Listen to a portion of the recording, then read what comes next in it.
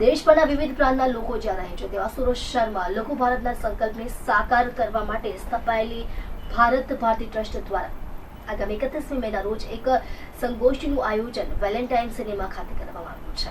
આ અંગે ભારત ભારતી ટ્રસ્ટના વિનયભાઈ પત્રાલયે જણાવ્યું હતું કે દેશ અને સમાજની સેવા સાથે જ વિવિધ પ્રાંતના લોકો જ્યાં વસે છે ત્યાં તેઓ વચ્ચે એક સૂત્રતા અને આત્મીયતા જળવાઈ રહે અને લઘુ ભારતની સંકલ્પના સાકાર થાય તેવા ઉદ્દેશ્ય સાથે 22 જુલાઈ 2005ના રોજ સુરત ખાતે ભારત ભારતી ટ્રસ્ટની સ્થાપના કરવામાં આવી હતી। આજે ટ્રસ્ટ એક વટવૃક્ષ બનીને ઉભું છે।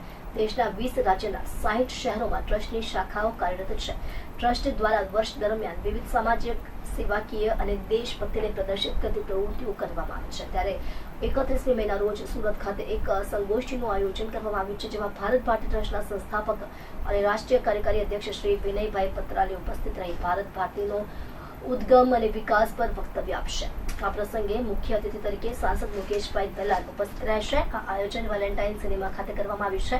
ઉલ્લેખનીય છે કે ભારત ભારતી ટ્રસ્ટ દ્વારા ગણતંત્ર દિવસની ઉજવણી, રક્ષાબંધનની ઉજવણી સાથે જ નારી સશક્તિકરણ, દત્તક વિદ્યાલય, વસ્ત્રદાન, શિક્ષણ સહાયતા, આરોગ્ય સહાયતા, નશા મુક્તિ અભિયાન અને પર્યાવરણ દિવસ સહિત વિવિધ સામાજિક, સેવાકીય અને ધાર્મિક અને દેશને એક સૂત્રના બાંધી રાખવા માટેના અભિયાન ચલાવવામાં આવ્યું છે। ટ્રસ્ટનું લક્ષ્ય દેશના 150 શહેરો સુધી પહોંચવાનું છે। નમસ્કાર, હું ભરત શાહ, ઉપાધ્યક્ષ ભારત ભારતી ટ્રસ્ટ। મિત્રો, ભારત ભારતી ટ્રસ્ટ ઘણા વર્ષોથી સુરતમાં રાષ્ટ્રીય એકતા, સંસ્કૃતિનું જતન, રક્ષાબંધન, સ્કૂલોને એડોપ્ટ કરીને વિદ્યાર્થીઓને ગુણવત્તાસભર એજ્યુકેશન આપવાનો પ્રોગ્રામ કે નારી સશક્તિકરણ, આ બધા જ પ્રકારની સેવાઓ કરતી આવી છે અને હવે એ સેવાનો વ્યાપ વધારીને આજે આ ભારત ભારતી 20 રાજ્યોની અંદર કરીબ 60થી વધારે બ્રાન્ચો ચલાવી રહી છે। અમારો પ્રોગ્રામ આ વર્ષની અંદર આપણા વલ્લભભાઈ પટેલની જન્મજયંતિ નિમિત્તે 150મી જન્મજયંતિ નિમિત્તે 150 બ્રાન્ચીસ ઊભી કરવાનો છે અને આ જ પ્રવૃત્તિઓ દ્વારા આપણા યુવાધનમાં સંસ્કૃતિનું સિંચન થાય, યુવાધન પોઝિટિવ એક્ટિવિટી કરતો થાય અને આપણી જે બિલો પોવર્ટી લાઇનના માણસો છે તે ઉપર ઉઠી શકે, એ લોકોને રોજગારી મળે, એ પ્રકારના તમામ પ્રકારના કામો કરીને સંસ્કૃતિનું જતન કરવાની સાથે રાષ્ટ્રીય એકતા ઊભી કરવાની અને નાણાકીય સદ્ધરતા, ફાઇનાન્શિયલી સાઉન્ડ થાય એ માટેનો પ્રયત્ન કરવાના છે। એને માટે અમે 31મી મે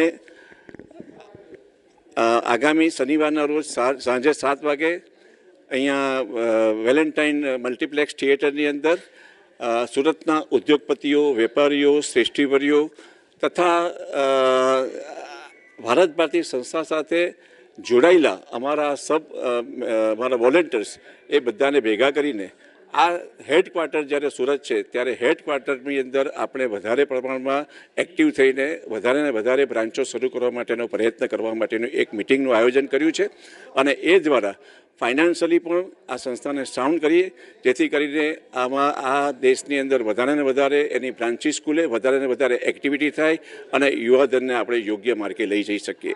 આ હેતુ સાથે આ ભારત ભારતી ટ્રસ્ટ કામ કરી રહી છે અને આગામી દિવસોમાં કામ કરવા જઈ રહી છે।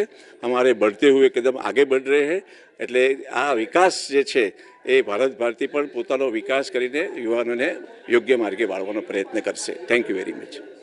નમસ્કાર, હું વિનયભાઈ પત્રાળે ભારત ભારતીનો સંસ્થાપક અધ્યક્ષ છું અને અહીં સુરતમાં આપણે બધા પત્રકારોને ભેગા કરી અને ભારત ભારતી કે બઢતે કદમ જે રીતે સુરતમાં પ્રારંભ થયેલું આ એક રાષ્ટ્રીય એકાત્મતાનો વ્યવહારિક મોડેલ ભારત ભારતી આખા દેશમાં પ્રસરાઈ રહ્યું છે। સુરત જાતે એક લઘુ ભારત છે જેમાં કેરળથી કાશ્મીર સુધી દરેક પ્રાંતના લોકો વસે છે। અહીં બધાને આપણે એકબીજાની સાથે ફૂડ ફેસ્ટિવલ અને રક્ષાબંધનના માધ્યમથી જોડ્યા પછી એવું જ મોડેલ આપણે દેશ આખામાં પુણે, ભોપાલ, જયપુર, રાંચી, પટના, ચેન્નઈ, ગુવાહાટી આ બધા જ શહેરોમાં આવું જ મોડેલ પ્રસરાવ્યું છે અને સરદાર સાહેબની 150મી જયંતિ નિમિત્તે 150 શહેરોમાં આ ભારત ભારતીનો રાષ્ટ્રીય એકાત્મતાનો પ્રયોગ થાય એના માટે અમે પ્રયત્નશીલ છે।